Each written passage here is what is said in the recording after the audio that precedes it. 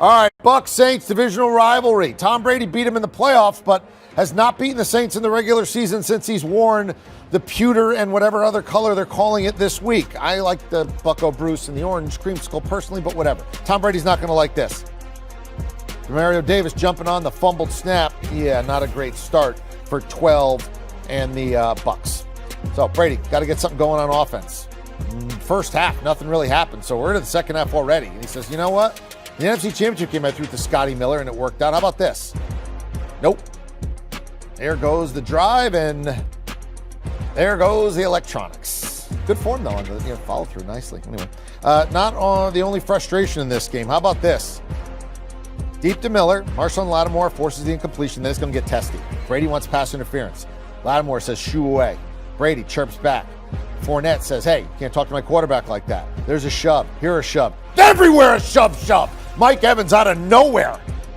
Lattimore ejected. Evans ejected in the third quarter. It's a melee, a Donnybrook, a brouhaha, as Pete Prisco likes to call it from when he was a kid. There you go. Would it light a fire? Yeah, kind of.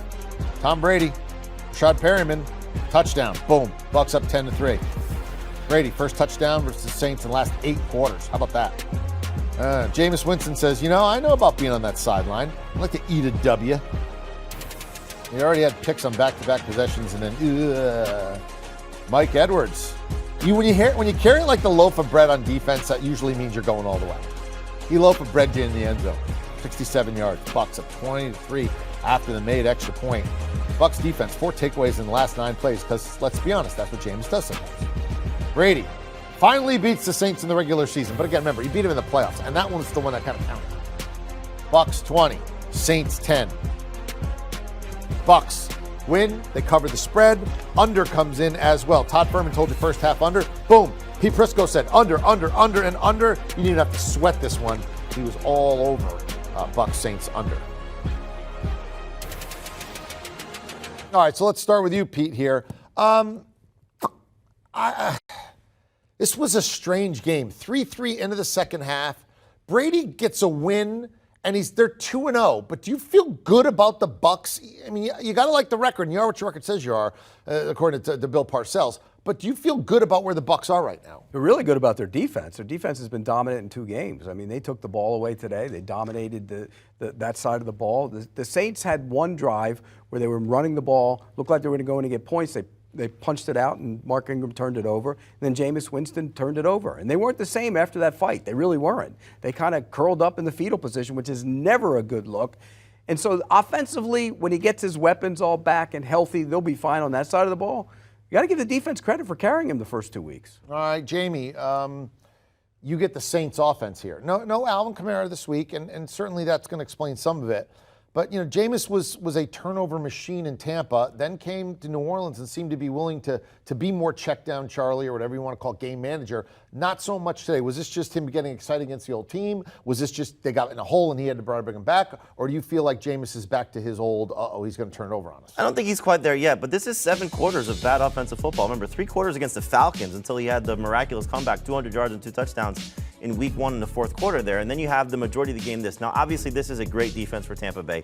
And so, as Pete alluded to, most teams, most offense, we saw it with the Cowboys last week, even before Dak Prescott got hurt. They're going to struggle against this type of defense. But I'm not going to bail on Jameis yet because, like you said, Kamara's not there. They're still trying to work through some offensive line concerns as well. I think that he'll get back on track. But clearly, you don't want to put him in situations. We saw when he was at his best last year, when they're playing with a lead. They got to do a better job running the ball. And I think Mark Ingram got off to a good start. Once the fumble, as things started to fall apart from the score standpoint, things went downhill. Kamara back, I think Jameis will be better. When you have a team that may not be playing their best football, but you're still checking the boxes and getting wins, as a general manager, front office, team executive, do you get a little antsy, or are you like, hey, the other side of it is we're not even playing well and we're 2-0, we're going to get there? You take that win, put it in your pocket, and move on to the next week to get ready to play. But the one thing I wanted to point out, too, is and Pete alluded to, is after that mayhem that they had in that brawl, that it seemed like Tampa kept their composure and New Orleans didn't. And the other thing is Jameis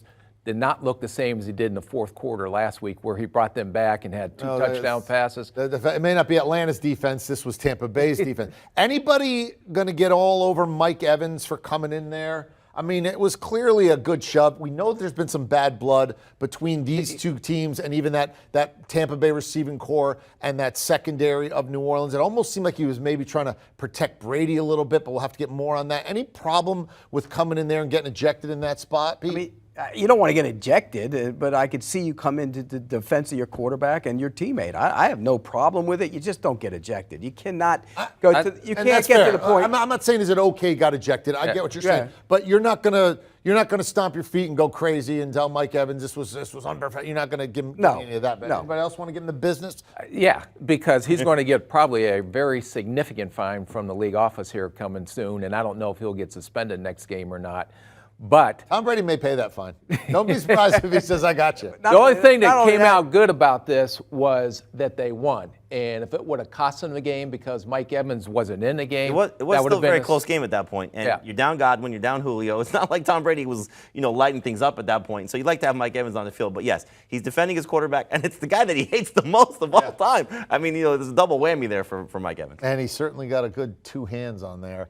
He got his money's worth. I was going to say, he's going to hear from the league. He's going to, what is it, the pink slip in your locker on Tuesday? It's not a pink slip. It's going to be a green slip with a lot of zeros on it. Those fines are chump change. Well, it's going to be a fine, and there you go. Do you want a sports network that delivers everything that matters about the game? The highlights, the picks, the instant analysis, no yelling, no fake debates, no politics.